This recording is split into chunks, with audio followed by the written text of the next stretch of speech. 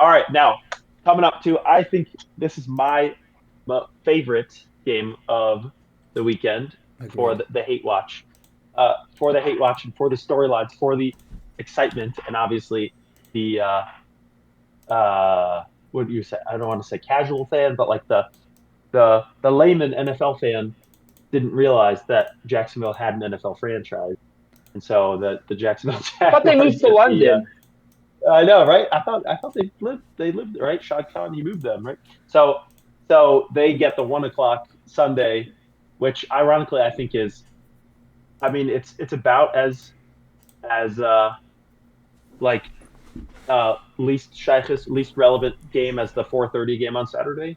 Say the 4:30 game probably is less relevant because football isn't always on Saturday. People know the 1 o'clock, but I think the 1 o'clock game also on the wild card weekend is also probably the second quote unquote least relevant game of the season and of the weekend. And like it shouldn't be. This game is awesome. Bills Jags, two awesome quarterbacks.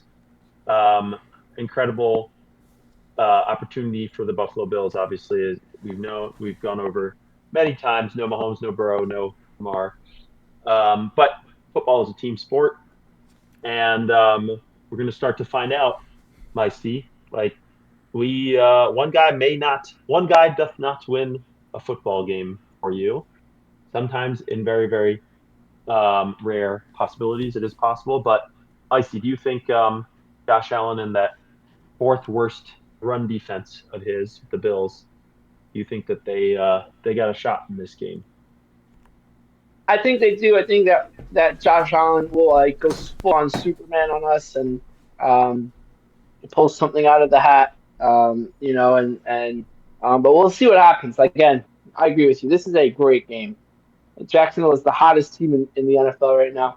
There's an Yep. argument. I mean, there's somewhat of an argument for not that he's going to, but there's an argument for T-Law to win an MVP or some sort of offensive player of the year award. Something that guy has been a balling lately. Got rid of turnover issues. Got rid of all that. It's gonna be a beautiful day in Jacksonville. Probably. I don't think it's gonna be raining. Maybe, but it's going to be a beautiful. That crowd can get wild. The pool. They have the pool out there. The jacuzzi. I don't know what it is going on up there, but that Growing up. city is ready. And again, I think I picked Buffalo to win. Excuse me. I picked Buffalo to win, but I mean, I would be ecstatic. I think that's a good word for it. Ecstatic if the Jaguars win. It would cause chaos in the coaching carousel. Right? He would have to be fired. Then you have like, do you go to the Ravens? Do you go to the Bills? Do you go to the Titans? Are a good coaching team. Like I mean, like the Titans have Cam Newton played very good the second half of the season. You have Miami that's now available. A lot of coaching, a lot of coaches on the move, and it's going to be exciting. I think that would actually, for the human. Oh, I'm sorry, I'm watching soccer. So I think that would First all off, here. cause. Yeah, no. So I think it would cause more chaos, and I'm a big fan of chaos. So I'm Yeah. looking forward to that, and I would love for Jacksonville to win. It'd make me a very, very happy person to see Jacksonville win. Um, I do not like Buffalo, but I think the Bills find a way to win. And like I said, it's the playoffs. It's a new season, So just because you had the worst rush defense, all of a sudden now they can have the best rush defense. And Jacksonville, yes, they have a good running back, but that game comes through Trevor Lawrence's throwing ability and his ability to make big plays. And it's crazy. As soon as Travis Hunter, by the way, it was all Travis Hunter. As soon as he got hurt, that team turned. So MVP Travis Hunter. Yeah. No, Well, I think also the Jacoby Myers trade, that was a big one. absolutely. Yeah, That's true too. Jacoby Myers has gotten at least 6 targets in the last 8 weeks. And remember, the Jaguars collapsed against the Texans 9 games ago. Lost that game. Since then, how many games have the Jaguars lost, my friends? Does anyone know? One, 0. zero, or They've won one. 8 straight to end the season. Zero. And so Trevor Lawrence has been really hot in that stretch, extremely hot in that stretch. Because again, 11 straight, not these It was last 8. second half MVP. Yeah, probably. Yeah, there's definitely an argument for that. So the Bills love to play too high safety, and that's going to be the big thing for Trevor Lawrence because the last 8 games he has absolutely shredded too high safety. 84-4 passing grade, 15 big time throws, which is second in the league. First in the league, actually. That's number one in the league. And Trevor Lawrence, his specialty the last 7-8 games, whatever, has been thrown between that 20-30 yard range, which is considered the deep range, right? Anything 20 yards or more is considered a deep pass. So 20-30 yards, Trevor Lawrence has absolutely shredded defenses. The Bills' entire identity on defense has been bend but don't break. We won't give up big plays. Trevor Lawrence, all he's done is create big plays in the passing game. So it's going to be such an interesting matchup. And guys, low-key, Parker Washington has just been absolutely tearing it apart, especially the last 3 weeks. I was looking at his stats just the last 3 weeks, okay? 19 catches, 347 yards, 2 touchdowns, and he had at least a catch of 29 yards or more in each of those games. This man is creating big plays at all levels of the field. Of course, like you mentioned, Yehuda, since Jacoby Myers has come into this passing game, they barely lost a game. So there's no question that two-headed monster of Jacoby Myers and Parker Washington has been way better than everyone expected it would be. Trevor Lawrence playing like number 1 overall pick Trevor Lawrence. Parker Washington like a legitimate number 1 threat. Jacoby Myers a legitimate number 2 threat he's supposed to be. And we're talking about a very good Jaguars offense. So run game hasn't quite been there in the way they thought with Travis Etienne before the season. But, I mean, that passing game is explosive. My one concern for the Jaguars is you're relying on Trevor Lawrence to stay hot, which historically and throughout his career has not always been such a reliable formula for winning. So will it show its head in this game? That's, I think, what we're all going to have to look for. But anyway, I'm very much looking forward to this matchup, and I agree with you, Yehuda. I think they should have swapped this with Chargers-Pats Sunday night, in my opinion. I don't know why. Like, this is clearly the better game. I mean, all games are going to be pretty solid, but like both teams, the Jaguars are top 6 in total offense, top 7 in total defense. Bills are top 10 total defense. This is by points per game. Bills top 4. Like, I think it's just like it's a very unlucky draw for the Bills. Like the Patriots happen to get good this year, win division. Bills we expected the Bills to win the division, and they would be hosting this game or like hosting Houston. Is kind of what we expected. The Bills to be like the 2 or 3 seed and hosting. Or if the Texans lost last week, which they almost did, they would be going to Pittsburgh, which would be a better proposition for them as well. Or Buffalo going to be in the 5 and going to Pittsburgh. And we saw them just beat down Pittsburgh, be able to run all over them, and actually hold back the Pittsburgh run game and Aaron Rodgers. So it's a little unfortunate because one of these teams, I would say both of them. I mean, I don't know if the Bills team is good enough to win Super Bowl. Definitely good enough to get to a Super Bowl, but they have the quarterback for sure to get there. And the Jags are playing really good football. They're very hot right now. Trevor Lawrence is making lots of big plays. They're number 3 in weighted DVOA, meaning they're the top 3 team after only Seattle and the Rams in how they're playing right now. So they're hot, and one of them is going to be eliminated after Sunday. So a bit unlucky for both of them, I would say. But I just think that the Bills' run defense will cost them. And obviously, if they start bowing up, I think they know that. Like the same deal that the Ravens-Bills last year, that the Bills' run defense was something to be preyed upon, and Derrick Henry was only able to run for like 70 to 80 yards or so, which is low by his standards. And not saying Travis Etienne is Derrick Henry by any sort of the line, but the Jaguars, if they can get that run game going, and then hitting those passes like you said to Parker Washington, Jacoby Myers, and then maybe even Brian Thomas shows up. The guy who burned a lot of us in fantasy this year, definitely. Yeah. So maybe they'll get some crazy in the background. So I have Bills by 1.5 right now. Is that's what you're seeing as the line? That's what I got also. Bills by 1.5. Okay. If you watched the bracket, you'll see I picked the Jags a little bit. I do believe that the Jags can do it, but that is a little biased because I think it would be absolutely hilarious to watch the Bills get first rounded when this is the year everybody's talking about. This is the year, no Mahomes. But it's incredible to me because then you'll finally be able to drill into people. I mean, obviously, some people still won't learn, but they will learn like football is a team game. One guy cannot do it all. One guy does not do it all. The quarterback gets all the credit, obviously, if they win, and he takes all the blame if they lose, even if it's not his fault. But every every game comes down to all 22, yes, and special teams all 33. But it comes down to the entire team. And Liam Cohen, I'll say, I don't really know how he is as a coach. Obviously, he's a very good offensive coordinator.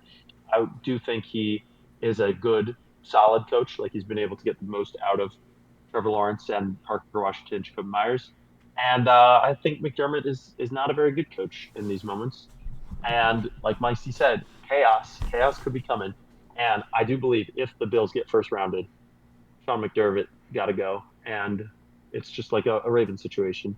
Sometimes you need a new voice. He's a very good coach, but sometimes you just need to change it up. But I'm going to take Jacksonville to win straight up, so I'm taking them to cover. Um, Meisty, what do you think? How's this game going? Are we rooting for chaos? I mean, I know you're rooting for chaos, but is chaos going to Yeah, I'm happen? rooting for guys. I have Buffalo winning as I predicted in the bracket filler. But again, like I said, if we can get a Jacksonville win here, that would cause so much chaos and give Liam Cohen, that boost and Trey Lance. I was a Trevor Lawrence fan when he first got into the league, and he kind of didn't show up. And I was like, all right, well, on to the next guy. And now he's Yeah, here. And yeah, they were comparing him so much to like legends and being like, oh, he's the next big guy, and he's got Peyton It's a Manning huge vibes and prospect. that huge prospect, and then he didn't show, and now it's kind of coming to life, and we'll see, Jim. Here we go. Yes, here we go, Jim game. one thing I will say, Cam Little going to hit a game winning. It's not even going to be 6 yards. It's going to be 72 56. yarder, No, 72. 56 yarder.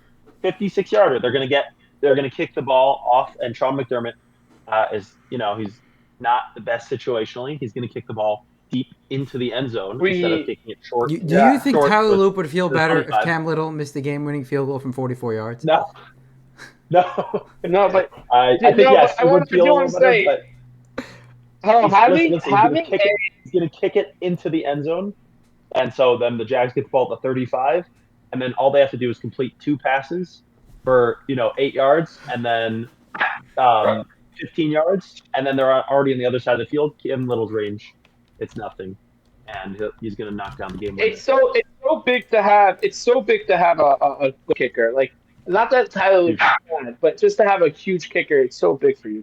Yeah, according to Cam Newton, a quarterback only goes as far as his kicker goes. That's what he said. So, anyway, I'm also so I think on the one hand, Josh Allen, like the numbers are down this year, right? Turnover worthy play rate is 4.7. That's he's never had one lower than 6, just to put into perspective in his career. So less big plays this year. However, his lowest big time throw rate of his career. I'm sorry, but it's also his lowest turnover worthy throw rate of his career, 2.4. So actually, an underrated trend with Josh Allen in his career is that he has been limiting the mistakes since that 2022 year, where we're like Allen's boom or bust, bunch of big plays, bunch of mistakes in there. It hasn't really been the case with him. That turnover worthy play rate has gone down and down and down since 2022, and it's down to 2.4, which is much better than Lamar's this year.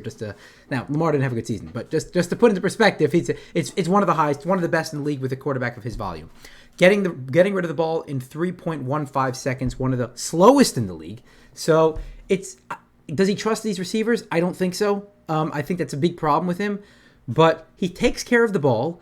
When Dalton Kincaid is on the field and Dawson Knox has been blocking well and catching the ball well, the two tight end sets have been really good for the Bills.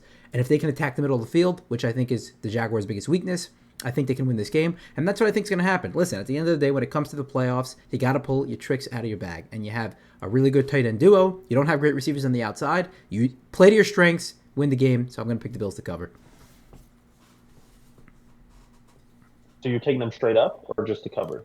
I'm going to tell them to cover the 1.5. If they're minus one and a half. Yeah, 1.5. I'll take them to cover the 1.5. Right. Although if they win by 1, they wouldn't cover. But I would take them to cover.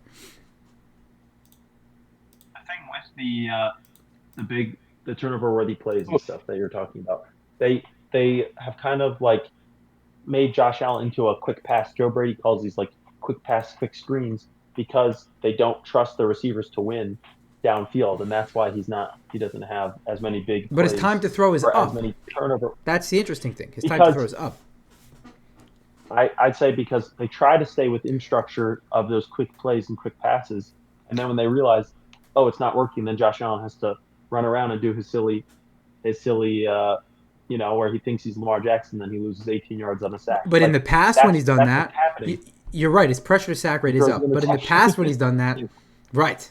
So that's part of the maturity of an NFL player. I mean, listen, Lamar did that early in his career as well, right? Ran around in the pocket and then chucked it down the field, and it gets intercepted. That happens all the time. But part of understanding the game is that when is it worth it to throw the ball down the field and when is it not? And Josh Allen's just gotten more calculated at making those decisions. That's it. So we're seeing a smarter Josh Allen, right? We're not seeing a Josh Allen that's able to attack down the field as much because he doesn't have Stephon Diggs anymore. But we're seeing a smarter Josh Allen. So it doesn't make up for it, but at least it compensates to some extent.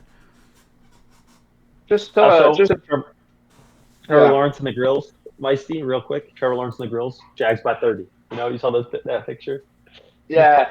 I know that it's a little off topic, but the Ravens have requested to interview Robert Saleh from the 49ers. No, I said not Robert Saleh. Rocky, they hit you. And they said, how can we make Rocky more miserable? So how do we make Rocky mad? No, this is my favorite tweet from Adam Schefter about an hour ago. Bucs announced offensive coordinator Josh Grisner, special teams coordinator Thomas McGaughey, quarterbacks coach Thaddeus Lewis, cornerbacks coach Kevin Ross, and defensive line coach Charlie Strong are all out. They've just fully said Clean everyone out. Lean. Everyone but the head coach. It's very funny. So it's like basically. Yeah, I don't know. I guess if they're like, it's like false start. Everyone but the center. Yeah, but I guess they're just saying that it's not his fault, that it's everyone else's fault, which is so funny because I don't know. He's not a good head coach. I mean, he's okay. I know. Weird. Very interesting that he's escaping blame right now.